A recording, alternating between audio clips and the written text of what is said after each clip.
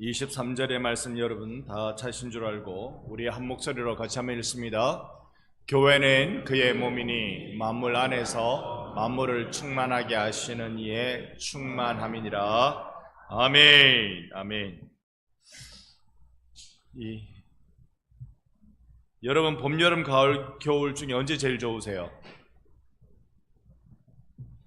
갑자기 또 제가 너무 또 어려운 질문을 드렸죠. 하여튼 요즘 같아서는 여름 빼고 다 좋다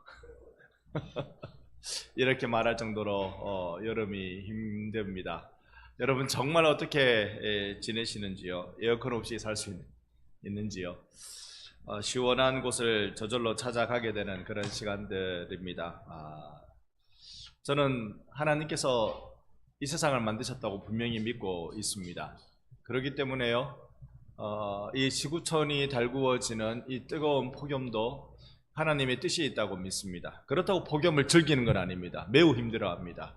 지금도 어지간하면 이 폭염을 빨리 벗어나고 싶습니다. 오늘 짧게 할까요?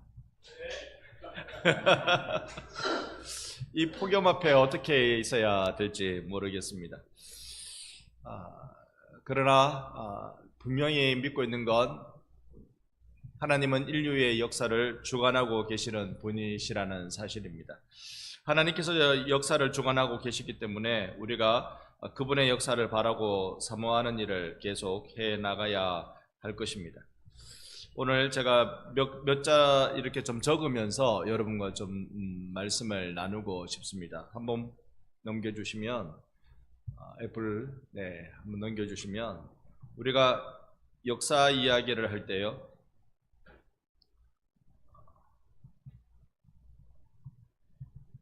세상 역사를 우리가 살펴보면 항상 시작이 있고 끝이 있습니다.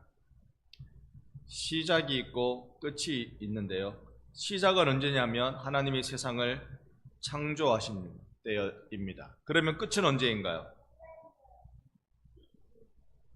창조의 세계를 끝낼 때, 종말입니다.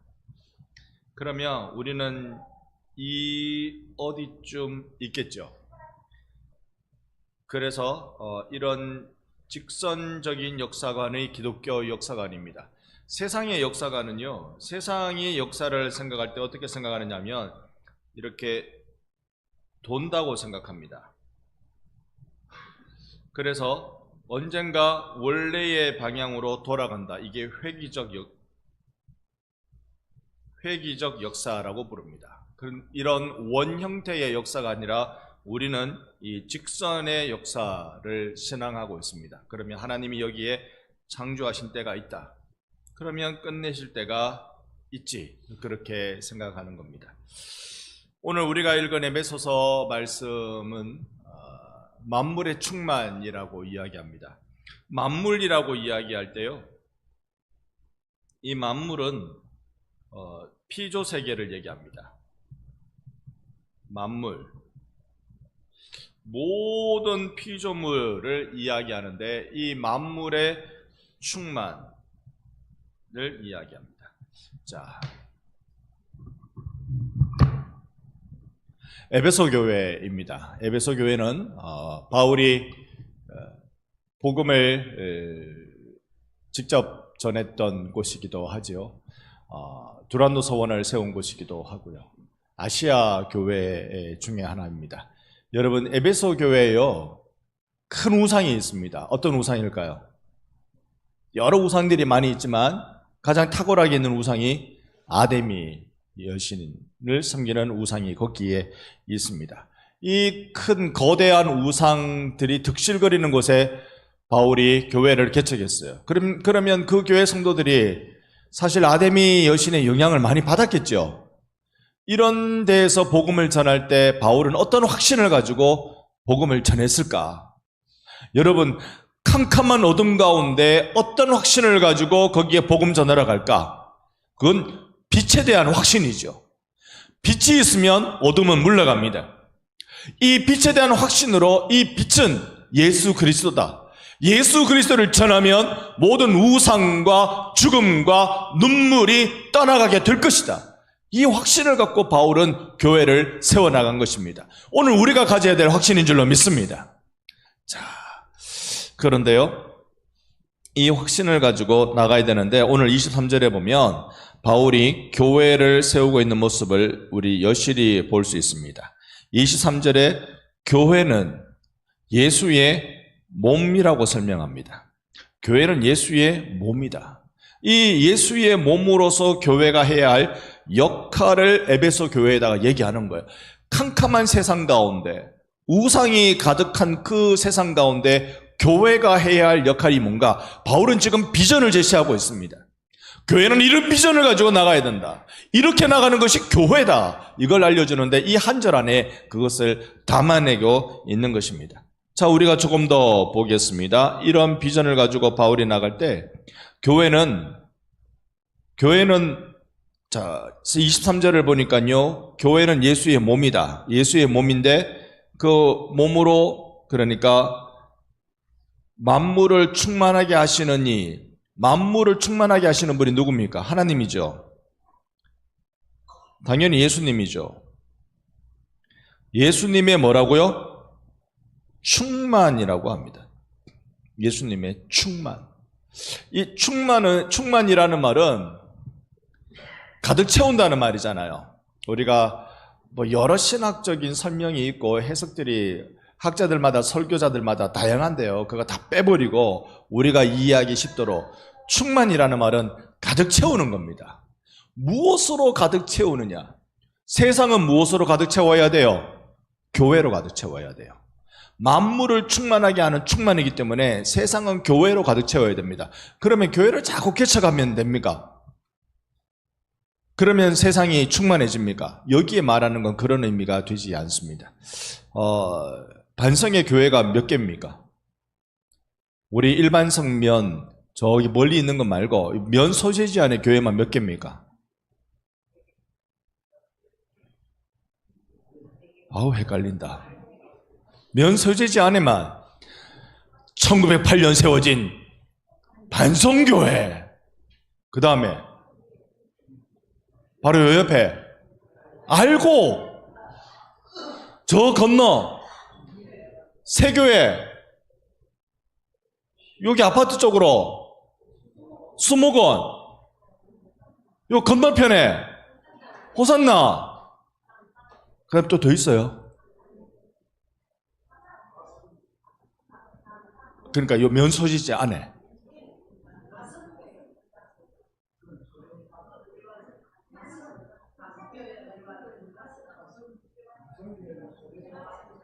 그러니까 우리 눈에 보이는 대로 너무 버스 타고 차 타고 멀리 가는 데 말고 우리 눈에 이렇게 돌리면 보인다 칠 수 있는 데가 그것만 해도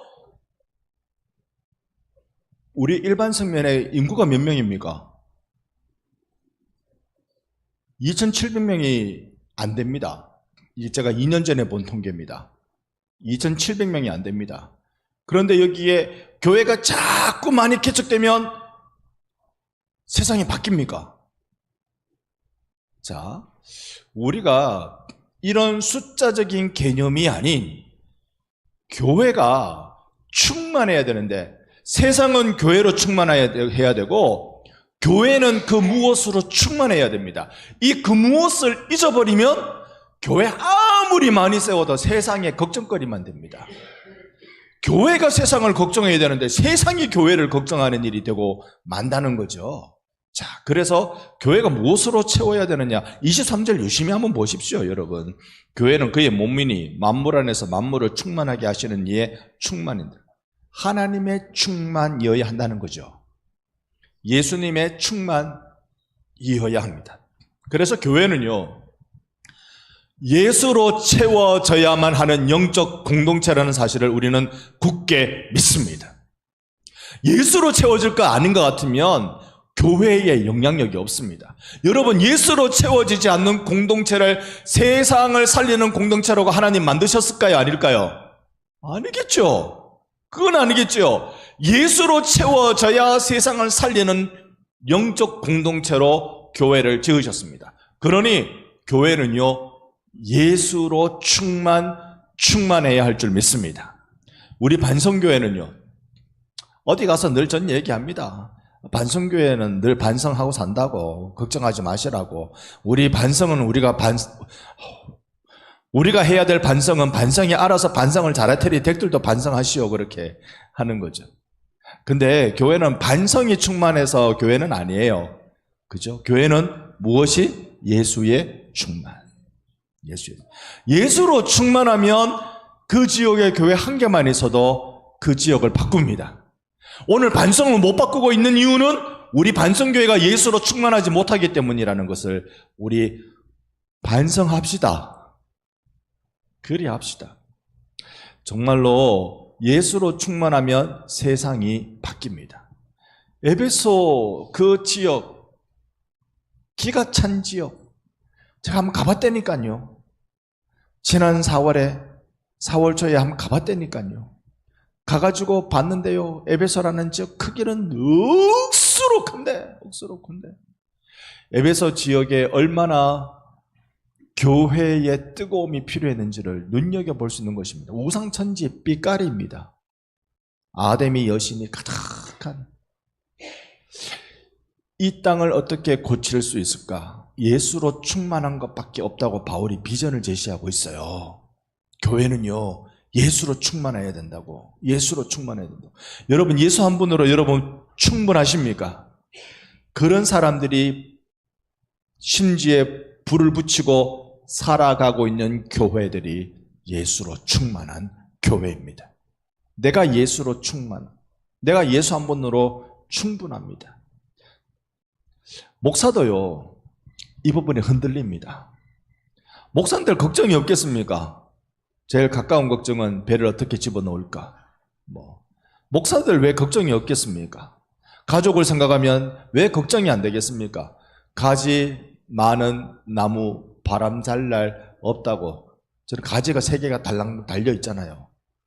그러니까 걱정이 왜 없겠습니까? 여러분,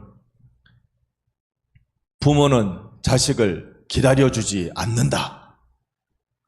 그러니까 제 부모님 한 분은 훅 가버리셔가지고 이번 주 목요일이 그 돌아가신 첫 돌입니다.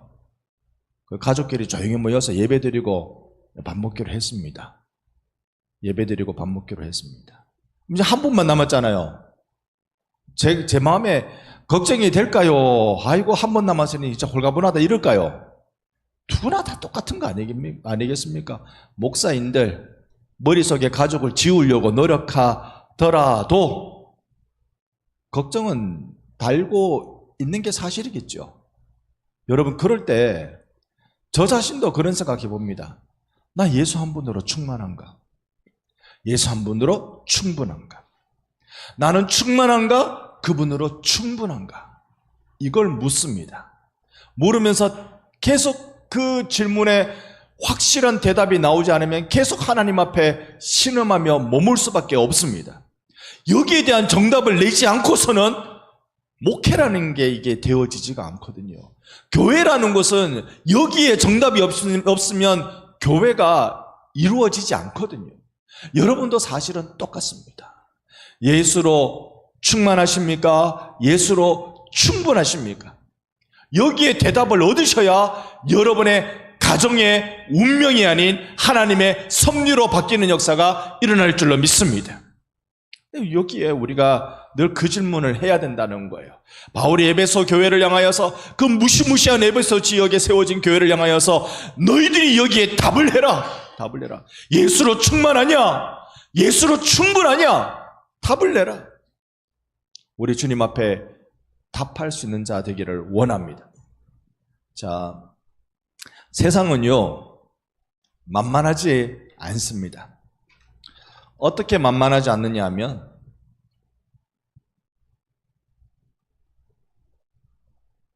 이 세상을 바라보는 기독교적 관점을 세상을 바라보는 관점이라 그래서 세계관이라고 부릅니다. 세계밖에 없는 관점이란 그 뜻 아니고 세계를 바라보는 관점을 세계관이라고 부릅니다. 이 세계관을 이야기할 때 어렵게 말씀드리면 이 오후에 곤란하고 쉽게 말씀드려야 되는데 제가 쉽게 말씀드린다고 말씀드렸건만 텔레파시로 알아들으시려고 지금 전부 다 텔레파시를 받으시려고 집중하고 눈 감고 계신 분들.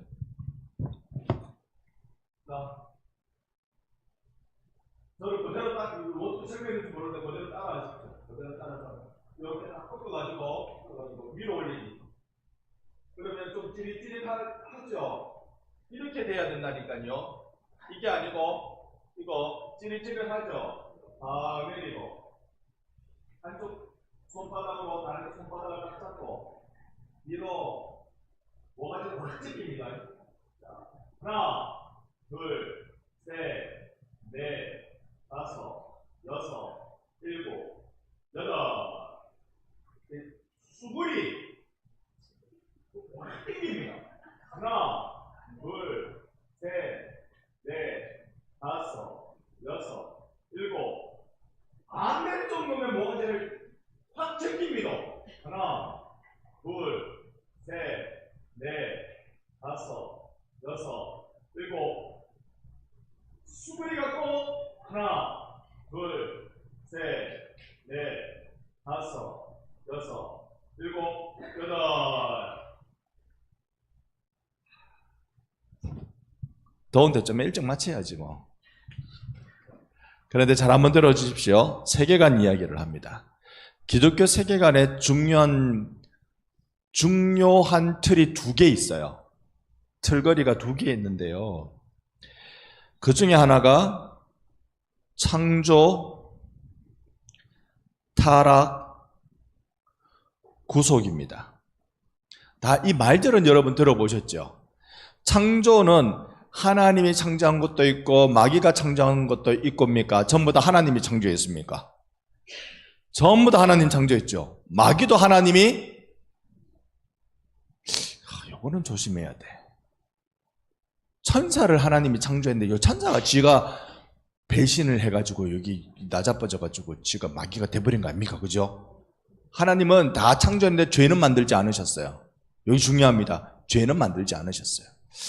창조하는데 그러면 모든 게 다 피조물인데 어느 것까지 피조물입니까? 우리가 공기도 피조물이고 돌도 피조물이고 이런 거 다 피조물이는 거 우리가 알아요. 그죠? 하나님이 창조하신 창조물입니다. 그런데 시간도 하나님 창조물입니다. 맞습니까? 시간도 하나님 창조물이라면 창조했을 때가 있을 거 아니에요. 그게 언제라고? 태초에. 그러면 이 시간이 끝날 때가 있습니까? 없습니까? 있겠죠. 그걸 종말. 창조와 종말. 이게 시간의 범위입니다. 그러니까 하나님은 이 거대한 시간이라는 세계 하나님 밖에 계시죠. 창조하셨고 끝을 내실 계획을 하고 계시니까. 그런데 하나님은 시간이라는 세계 안에도 들어와서 역사하십니다. 이걸 우리는 섭리라고 부르죠. 여러분 인생의 시간에도 하나님이 들어와서 역사하십니다. 창조는요, 이 창세기 1장에 등장하는 그 창조는 결국 쉽게 이야기해보면, 절대 쉽지 않습니다만 우리가 쉽게 얘기해보면 온 세상에 하나님으로 충만하다 합니다. 하나님으로 충만하다. 그렇다고 온 세상에 하나님이 스며들었다 이렇게 말하면 안 됩니다. 하나님이 스며들었다 이렇게 말하면 세상 안에 신적 존재가 머문다 이렇게 돼야 되기 때문에, 그렇게 생각하는 것은 우리가 모든 것이 다 신이다, 무릇 범자를 써서 범신론이라고 부릅니다. 나무에도 신이 있고 담벼락에도 신이 있고 산에도 신이 있고 강에도 신이 있고. 들어보셨습니까? 여러분 또 아는 척 해주면 좀 빨리 마칠 낀데요. 예, 그래 5만 대 전부 다 신이 있다는 얘기 여러분 들어보셨죠? 그래서 성황당 신 무슨 신 난리 납니다. 나중에는요 처녀 귀신, 총각 귀신, 몽달 귀신, 장독 귀신, 별 귀신이 다 나옵니다. 신성이 피조 세계에 스며들었다 그러면 그건 아닙니다. 피조 세계 안에 하나님의 충만한 역사가 일어난다라고 말해야 우리가 맞는 겁니다. 자, 그래서 창조는요, 하나님이 하나님의 목적대로 선하게 이루어 주셨습니다. 그런데 이 타락이 일어났어요. 아담과 하와가 선악을 알게 하는 나무의 열매를 따먹어 버린 바람에 인류뿐만 아니라 온 피조세계에 타락이 이루어졌습니다. 자, 그 옛날에 아담과 하와가 선악을 알게 하는 나무의 열매를 따먹을 때 아담이 잘못했어요? 하와가 잘못했어요? 옆에 분께 인사합시다. 네가 잘못했어요? 내가 잘못했어요? 누가 잘못했어요? 똑같지. 성경에 보면요, 누가 먼저 먹어요? 하와가 먼저 먹어요. 성경을 읽으시죠. 항상 읽다가 포기하더라도 1, 2, 3장은 읽고 포기하잖아요. 창세기 1, 2, 3장은. 그래가지고 하와가 먼저 따먹어보고 요걸 그냥 먹은 걸로 가만히 있지 않고 이걸 가지고 어쩝니까? 신랑아, 니도 한번 먹어봐라. 이 신랑이 먹어버려요. 자, 그러면 하와가 이걸 먹을 때 아담은 어디 있었겠습니까? 따먹고 니 한번 먹어봐라 하면 한 팔 거리 안에 있는 거 아닙니까? 성경에도 원어로 보면 분명히 등장하는데요, 옆에 서 있었다고 되어 있습니다. 원어로 보면 분명히 나타납니다. 옆에 서 있었다. 그러니까 네가 잘못했나 내가 잘못했나 물으면 둘 다 똑같다. 그렇게 타락했습니다. 근데 오늘 우리의 주제에 맞춰서 이 타락을 이야기하면 하나님의 충만이 하나님의 비움이 되는 겁니다. 여기 온 우주에, 온 세상에 하나님으로 충만해야 되는데 타락은 온 우주, 온 세상에 하나님의 비움이 일어나게 만듭니다. 그러면 그 세상에 생명력이 있습니까? 없습니까? 없어지죠. 생명력이 있던데요. 예수 안 믿어도, 하나님을 안 믿어도 세상은 굴러가고 살아가던데요. 이건 이런 겁니다. 나무를 심었습니다. 이 나무를, 제법 자란 나무를 확 뽑아버렸어요. 나무가 삽니까? 죽습니까? 근데 바로 죽습니까? 좀 3일 다가 죽습니까? 그런 겁니다. 이 땅이 살아있다고 생각하는 건 남아있는 얼마 안 되는 그 영양분 붙들고 있어서 살아있다고 착각하고 있는 겁니다. 지금 보면 그런 것 같지 않습니까? 온 세상이 난리입니다. 난리. 여러분, 전쟁이 이렇게 갑자기 많이 일어난 때가 있었습니까? 저는 옛날을 몰라서, 한국 전쟁도 경험해보지 않은 저라서 잘 모릅니다만 최근에 우크라이나 전쟁, 이스라엘이 전쟁을 하고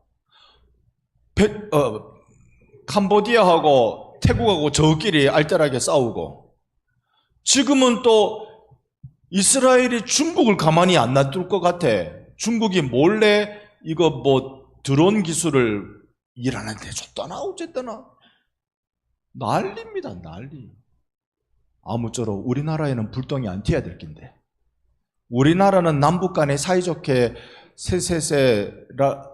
놀이는 못할지언정 서로 네 안 죽으면 내 죽어야 된다라고 멱살잡이는 안 해야 될 낀데, 여러분 정말 우리 기도해야 되는 일입니다. 자, 타락은요, 하나님의 임재를 세상 밖으로, 여기에 이제 세상이 비움이 됩니다. 그러면 구속은 뭘까? 이 구원이라고 부르는데 구원보다 좀 더 큰 것, 구속 안에 구원의 개념으로 이렇게 볼 수 있어요. 구속은 뭘까? 여러분, 빌립보서 2장에 보면 너희 안에 이 마음을 품으라 곧 그리스도 예수의 마음이니 그는 근본 하나님의 본체시나, 그렇게 여김받기를 포기하시고 이 땅에 내려오신 사건이 2장에 쫙 기록되어 있습니다. 이걸 신학에서는 그리스도의 자기 비움이라고 얘기합니다. 하늘에서 예수의 충만은 하나님의 충만입니다. 왜냐? 예수 그분이 하나님이시기 때문에 그래요. 그 충만한 그분이 자기를 싹 비워서 어디다가 갖다 놨습니까? 십자가에 딱 갖다 놨잖아요. 십자가에 갖다 놨잖아요. 십자가는요, 그래서 인류의 죄와 하나님을 향한 반역과 이런 모든 우리의 흉악한 것들이 거기에 다 있지만 십자가는 예수의 충만입니다. 예수의 충만입니다. 예수의 충만으로 우리의 어둠을 몰아내는 일을 하시는 거예요. 그래서 구속은요, 예수로 다시 충만입니다. 자, 이 말씀을 여러분께 드리는 건, 교회는요, 구속의 주 예수로 충만하여 세상과 싸워 이깁니다. 그 예수로 충만함이 어떻게 이루어질까? 화성이처럼 저렇게 소리를 내야 이루어져요. 성도가 저렇게 소리를 내야 돼. 생명의 소리를 내야 돼. 교회는요, 사람이 많고 적군 간에 생명의 소리가 막 나와야 됩니다. 막 나와야 됩니다. 나이가 죄송합니다. 많고 어리고 간에 막 생명의 소리가 나와야 돼요. 어떤 게 생명의 소리입니까? 예수 부르는 게 생명의 소리입니다. 예수 부르는 게 자꾸 나와야 돼요. 그래서 예수로 충만하고 예수로 충분하고 이런 일이 교회에서 계속 고백되어져야 하는 것이죠. 원래 생각해 보면 하나님 저에게도 기적을 많이 주셨어요. 다 헤아리지 못할 만한 기적들을 매년 주셨어요. 사실은 상상하지 못하고 생각하지 못했는데 희한한 방법으로 제 길을 인도하시고 제 필요를 채우시고 제 낙심을 다시 소생시키사 희망으로 바꾸어 주시는 일들을 하나님 많이 해주셨어요. 여러분 그런 거 아세요? 도움이 반복되면 권리인 줄 안다. 그게 그 말이 맞습니까? 계속 도움을 받으면 그 도움 받는 게 자신의 권리인 줄 알아요. 그건 아니잖아요. 도움 받는 건 은혜잖아요. 감사해야 될 일입니다. 제 삶에 기적이 계속 일어나니까 그렇게 받아 누리는 게 그냥 제 권리인 줄 착각하고 사는 것 같아. 순간순간이 은혜인데 우리가 교회에 필요한 건 이런 은혜의 감동입니다. 부흥 이야기, 우리 찬양 인도하시는 집사님도 기도해 주신 집사님도 얘기하셨습니다만 부흥 이야기, 그건 하나님의 특별한 방법입니다. 보통의 방법이 아니고 보통의 방법은 예배드리며 기도하며 말씀드리며 이렇게 해서 은혜 받고 우리가 바로 살아야지라고 결단하며 나가는 게 보통의 방법이고 특별한 방법은 세상에 이런 수가 있구나. 세상에 이런 일이 다 일어나네. 어휴 내가 이러면 안 되지 라고 각성하는 일이 부흥이라고 그렇게 부릅니다. 자, 이 땅에 부흥이 얼마나 필요한지 다시 한번 생각해 봅니다. 교회가 교회로서의 역할을 하면 세상은 살만한 땅으로 바뀝니다. 그건 교회는 예수의 충만이기 때문에 그래요. 만물을 충만케 하시는 이의 충만이라고 했으니까 예수의 충만이 교회 가운데 가득하면 세상은 바뀝니다. 그런데 하나님이 역사 가운데 세상에 있는 교회를 충만하게 하시는 방법은 두 가지 있었다니까요. 일상적인 우리가 정상적인 방법, 이렇게 예배드리고 같이 섬기고 헌신하고 같이 눈물을 흘리고 이렇게 하는 정상적인 방법으로 은혜를 누리는 것과 더불어 특별한 방법, 그게 부흥입니다.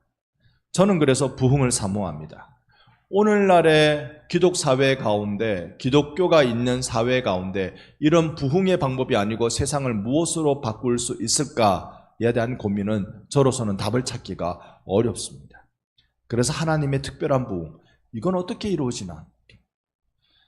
공식화시킬 수는 없지만 역사 가운데 부흥이 일어난 시기들을 쭉 보면서 연구해 보면 공통점이 하나 있습니다. 공통점 중에 하나가 아주 소수의 두세 사람이라도 거룩히 매달리며 기도하는 사람들이 있었습니다. 소수의 몇 명. 그저 그들의 면모를 보면 인생 실패해서 선교사역 실패해가지고 두세 사람 모여서 기도하는, 제대로 내놓을 것 없는 이들, 아유 나는 내가 간증할 거라고는 실패한 것밖에 없어요 말하는 그런 선교사의 간증, 이런 것들을 통하여서 한국에도 큰 부흥의 준비가 되어졌습니다. 우리 어떻게 할까요? 교회가 충만하면, 예수로 충만하면 세상이 바뀐답니다. 바울이 이걸 알기 때문에 에베소 교회를 향하여서 너희들 에베소 교회 충만해라 하고 있는 것입니다. 다시 한번 23절 말씀 여러분 보시겠습니까? 에베소서 1장 23절. 같이 한번 1장 23절 말씀 읽어봅니다. 교회는 그의 몸이니 만물 안에서 만물을 충만하게 하시는 이의 충만이니라. 아멘. 여러분, 우리 교회가 예수로 충만합시다. 할렐루야. 이 예수로 충만하면 그 다음에는요, 세상을 바꾸는 일이 일어납니다. 그래서 우리는 특별한 비상한 방법을 꿈꾸지만 비상한 방법은 비상한 때 일어나는 거예요. 항상 비상한 일이 일어나면 그 비상이 아니에요. 그건 항상이지. 그러니 지금 항상 일어나는 방법, 주님이 말씀하신 그 현장에 내가 서 있겠습니다. 거기에서 내가 해야 할 일을 하게 해 주옵소서. 여러분이 서 있는 곳이 여러분이 예배해야 될 처소이고, 여러분이 서 있는 곳이 여러분이 사명을 감당해야 될 현장인 줄로 믿습니다. 그래서 늘 말하는 거예요. 주님, 나에게 이 산지를 주세요. 여기서 내가 내 최선의 힘을 다하겠습니다. 여기서 이 일하게 해주세요. 여기서 내가 끝까지 일어나서 승리하겠습니다. 할렐루야. 네, 이 역사가 일어나기를 예수님 이름으로 축원합니다. 아멘.